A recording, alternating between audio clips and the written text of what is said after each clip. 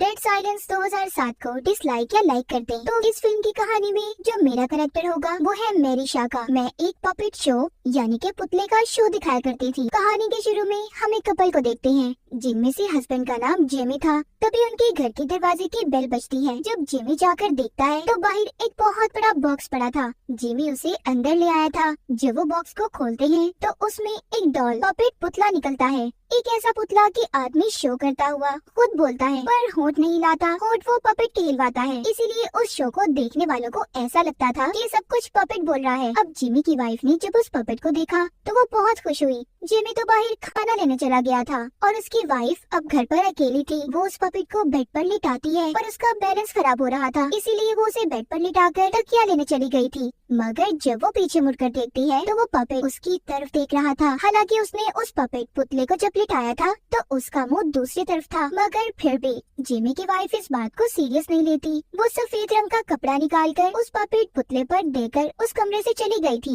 इसके बाद जब वो अपने कमरे में गई तो तभी उसे एहसास होता है जैसे कमरे में पपेट के अलावा भी कोई है। रेडियो में से अजीब अजीब आवाजें आ रही थी कि टिक टिक भी बंद हो जाती है। साथ ही गैस पर जो केटल पड़ी थी जिसमें चाय बन रही थी उसकी आवाज भी बंद हो गई थी। तभी जिमी की वाइफ को किसी बच्चे के हंसने की आवाज आती है। जब वो उस कमरे में जाती है जहाँ पर उसने पपेट रखा हुआ था, जैसे ही वो उसका कपड़ा हटाती है वो सफेद चादर उस पर लिपट गई थी। किसी काली ताकत ने जिमी की वाइफ को उठाकर दरवाजे के पास फेंक दिया और जब वो भागने की कोशिश कर रही थी तभी उसे एहसास होता है कि उसके पीछे कोई है। कोई अनजान ताकत उसके पाँव कमरे में खींच लेती है। हम सिर्फ जिमी की वाइफ की चीख ही सुन पाते हैं। जिमी भी घर अब वापस आ गया था। वो अपनी वाइफ को आवाजें लगाता है तो वो उसे बताती है कि मैं अंदर कमरे में हूँ। वो जब कमरे के दरवाजे के पास जाता है जहाँ पर खून ही खून था, वो अपनी वाइफ को फिर से आवाज लगाता है कि तुम कहाँ हो। फिर उसे अपनी वाइफ की यही आवाज आती है कि मैं अंदर हूँ। अब जब वो उस कमरे में जाता है तो वो उस सफेद कपड़े को उठाता है जो उसकी वाइफ ने पपेट पर डाला था। वहाँ पर उसकी वाइफ की लाश थी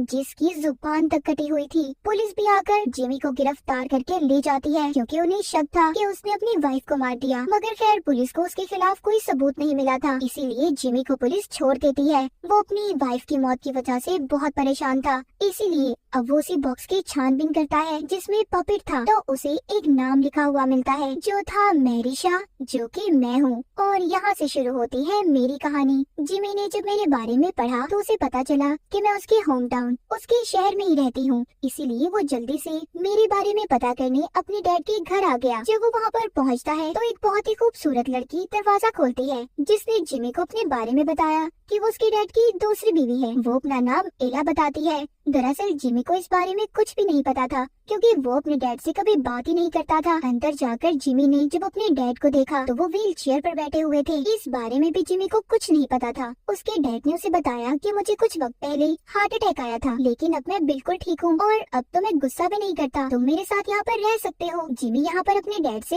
मेरे बारे में पूछता है तो उसके डैड ने उसे जवाब दिया, तुम जानकर क्या करोगी, ये सब पुरानी बातें हैं, भूल जाओ इन सब के बारे में। रात को जब जिमी सो रहा था तो उसके सामने मेरा पपेट आकर बैठ गया। मैंने उसे आवाज लगाई। जब उसने मेरे पपेट की तरफ देखा तो उसकी आंखें हिल रही थी और बहुत ही खौफनाक चेहरा उसके सामने आ गया जो कि जाहिर है मेरा था। जिमी बेचारा डर गया और कमरे की लाइट जला देता है। फिर जब उसने देखा तो वहाँ से मैं जा चुकी थी। अगले दिन जिमी अपनी वाइफ के फ्यूनरल के लिए कब्रिस्तान जाता है। जब वो वापस आ रहा था तो रास्ते में उसने एक बुरी औरत को देखा। जब वो उसके पास जाने लगा तो वो बुरी औरत उसके वो बताती है तुम्हारी वाइफ को मेरिशा ने मार दिया, यानी कि वो मेरे बारे में बता रही थी। जिमी सुनकर कहता है क्या, किसने मार दिया? उस औरत ने मुझे खत्म करने का तरीका भी जिमी को बताया कि अगर वो मुझे खत्म करना चाहता है तो उसे मेरे पपेट को दफनाना होगा। तभी वहाँ पर उस औरत का हस्बैंड आ गया जो कि उसी कब्रिस्तान में काम किया करता था, उस अपने साथ ले जाता है।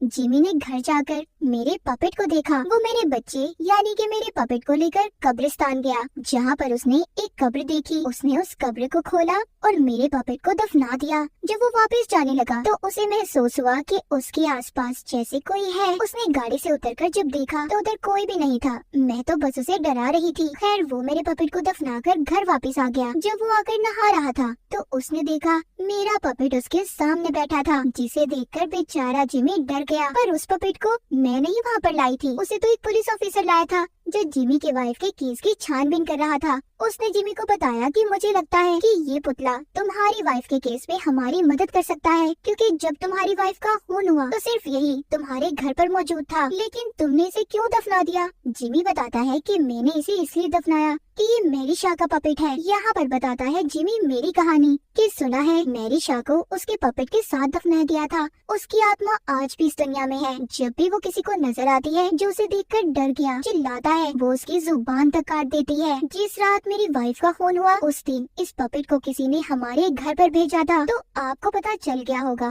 कि मैरी शाह कितनी खतरनाक है। वो पुलिस ऑफिसर है मेरे पपेट को उठाता है और जिमी के पास से चला गया था, मगर फिर भी जिमी ने दोबारा मेरे पपेट को पुलिस ऑफिसर से ले लिया और दोबारा मेरे पपेट को दफनाने कब्रिस्तान चला गया। वहाँ पर जाकर वो उस औरत से भी मिला जिसने इसे मेरे बारे में बताया था। तभी वहाँ पर उस औरत का हस्बैंड आ जाता है और जिमी को अपने साथ ले गया। उसने भी जिमी को मेरे बारे में सारी कहानी बताई। तो हुआ यूँ था कि कुछ वक्त पहले उनके शहर में एक बहुत ही शानदार थिएटर खोला गया जहाँ पर मैरी शाह यानी कि मैं पपेट शो किया करती थी। एक दिन जब मैं शो कर रही थी तो वहाँ पर एक बच्चे ने मुझ पर इल्जाम लगाया कि जो पपेट मेरा बोलता है वो मैं खुद बोलती हूँ। मेरा पपेट पुतला नकली है, जिस पर मुझे बहुत गुस्सा आया। हालांकि मैंने उस बात को मजाक में उड़ा दिया, पर कुछ दिन के बाद वो बच्चा गायब हो गया और कहीं पर भी नहीं मिला। उस बच्चे की फैमिली ने समझा कि उसे मैंने मार दिया, पर ऐसा नहीं था। लेकिन फिर भी उस बच्चे की फैमिली ने मुझे पकड़ लिया। उस आदमी ने मेरे बारे में जिमी को ये भी बताया कि मैंने मरने से पहले वसीयत की थी कि जो मैंने 101 पुतले बनाए थे उसे मेरे साथ ही दफना दिया जाए। वो ये भी बताता है कि मैं भी एक पपेट बनना चाहती थी और मेरे जिस्म को मरने के बाद ऐसा ही बना दिया गया। मेरी सारी कहानी जानने के बाद जिमी तो वहाँ से चला गया था, पर मेरे पपेट को वहीं पर छोड़ जाता है।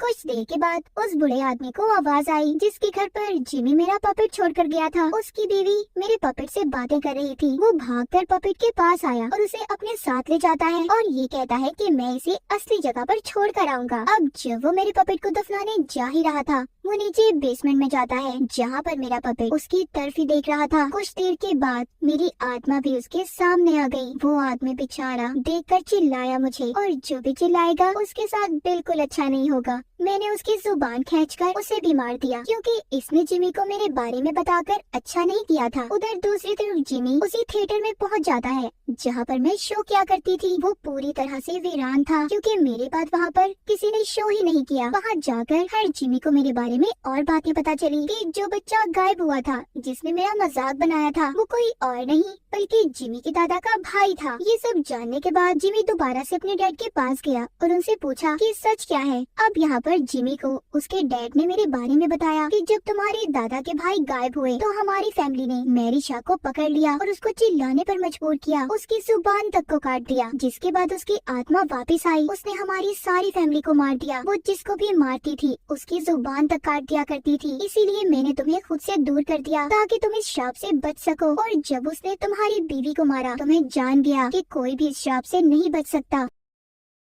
जिमी यहाँ पर अपने डैड से कहता है कि मैं सब कुछ ठीक कर दूंगा, पर उसकी ये सबसे बड़ी भूल थी। अब जिमी जब अपने डैड के घर से जा ही रहा था तो उसके पास पुलिस ऑफिसर आता है जो उसे बता रहा था कि मैरी शाह यानी कि मेरी कब्र के पास जितने भी पपेट्स को दफनाया गया था वो सब निकाल दिए गए हैं। उस पुलिस ऑफिसर का शक जिमी पर था, इसीलिए वो उसे पकड़ने आया था। जब वो जिमी को वहाँ से ले जा रहा था तभी यहाँ पर जिमी की सौतेली मॉम, जिसका नाम मिला था, जिसको हमने कहानी के शुरू में देखा था, वो जिमी को फोन पकड़ाती है कि तुम्हारा फोन आया है। फोन पर वही बूढ़ा आदमी था जिसको कुछ देर पहले मैं मार कर आई थी, पर वो मरा नहीं था, वो अभी भी जिंदा था। शायद उसकी आखिरी सांसें चल रही थी। वो जिमी को बता रहा था कि अगर तुम पुलिस के सामने खुद को बेगुनाह साबित करना चाहते हो कि तुमने अपनी वाइफ का खून नहीं किया, तो तुम्हें उसी थिएटर में जाना होगा जहाँ पर मैरी शाह यानी कि मैं शो किया करती थी। अब जिमी जल्दी से वहाँ पर जाता है, पर पुलिस ऑफिसर भी उसके पीछे आ गया था। थोड़ा सा आगे जाकर उन दोनों को एहसास हुआ कि उनके अलावा भी यहाँ पर कोई मौजूद है।